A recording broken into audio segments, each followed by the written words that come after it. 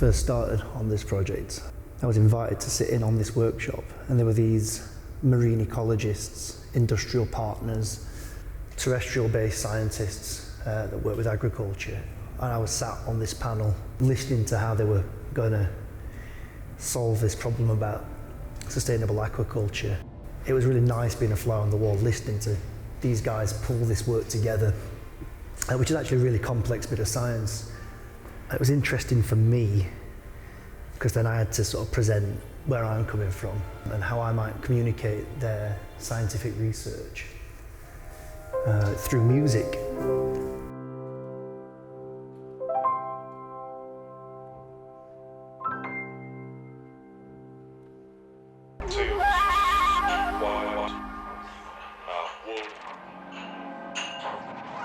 It was the Colin Pillinger Award for public engagement, and that was through the Royal Society. It's to do with this current project, so conceptualising, putting a multimedia composition in around this research about sustainable aquaculture.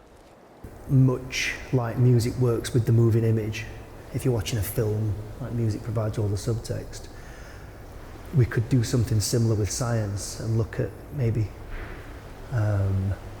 some of the more tricky areas with the science and fuse that with some infographic material, some emotional music, evocative music, and present an audience with a chance to self-reflect on their own practices and some of their own decisions.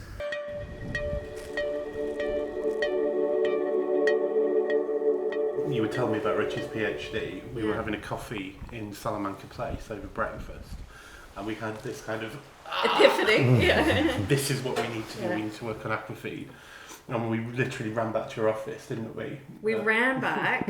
We went to the whiteboard and we started scribbling on the whiteboard, and we literally wrote this research grant proposal in 3 hours, maybe.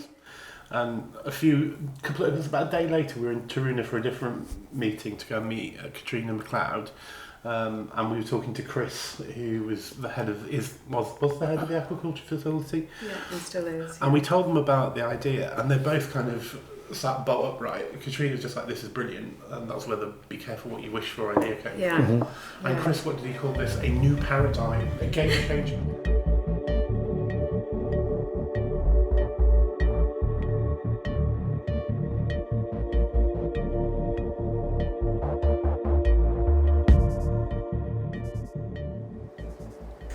So I took all of this information with me back to the UK, along with some interview transcripts from the people that I was speaking to here, and I started to compile a few different themes from it all, which eventually became track titles, which was nice because then I was able to sort of, like I'd approach like doing a film or a TV programme, I started to create the music for that purpose. That's the process that the three of us went through when we were kind of conceiving of what we might do for the performance that you and the piece of music you've written. We threw lots of ideas around, didn't we? And the workshop that you presented at kind of fueled lots of discussion points. Do you know what, actually, like philosophically then, taking that further, because you've not seen it yet, but there's like a framework for the music, which is stuff that I've already written, which is based on your input, your interviews. So there's like, every song's the set amount of time every time I perform it, because it's all to track that I've produced. But within that, there's loads of space, and most of it's improvised. So what you're going to see is like a load of improvised music, and it's like philosophically, it's like similar to what we're talking about, having this space to like experiment. You'll call it experiment, I call it improvisation. It's the same thing.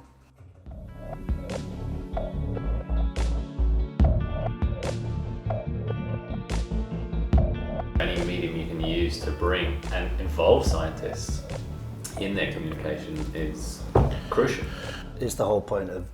It helps you reflect back on the science too. Like for me, it affects how I think about things in a way that I didn't anticipate. Really. And I think it changes how you communicate, not just out with the academic community, but also as a scientist. I know from doing the sci-art stuff, if I look at my writing now, published journals aimed at scientists, I'm writing completely differently than I did 3 or 4 years ago, because I've learned some things about narrative story that I didn't know before. I'm going to cite that because, like, when I've been researching the different models of communication, it's always one directional. There's somewhere that it tries to be bi-directional, but it doesn't quite hit the mark. Has been affected in science.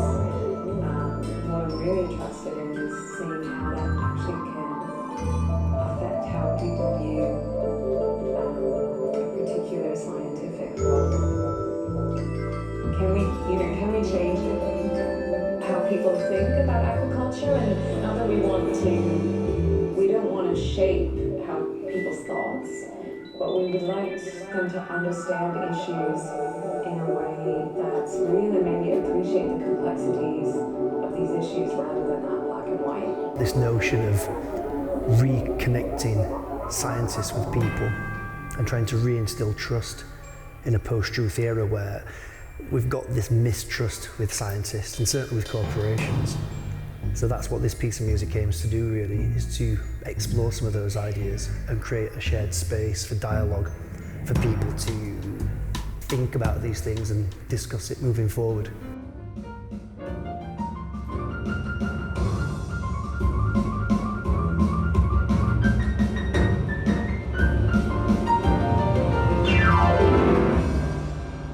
Something about being an artist embedded within the culture of what's happening around you.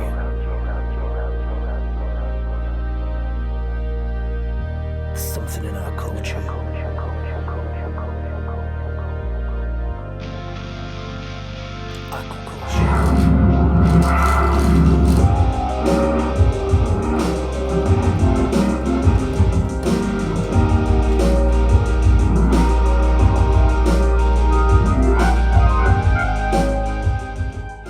But when we take a systems level approach and we think about the environmental cost of producing those crops, suddenly that clarity disappears.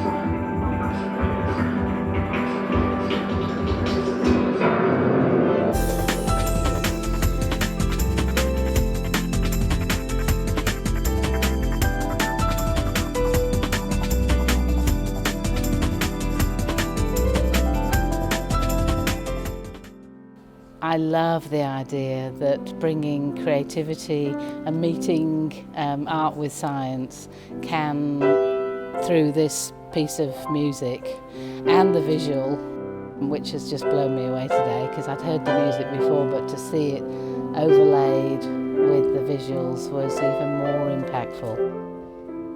How important this is as a message carrier for us to be able to share with people the complexity of aquaculture, complexity of the human condition that needs aquaculture as part of many systems that enable us to live and grow and be part of the world. I love the way he's really made it accessible to speak to your heart and to recognise that you can have high-level thinking alongside deep emotion and connect the two and reflect on the two. You know, the amazing things that I'd felt and thought about listening to that music, I was full of more questions.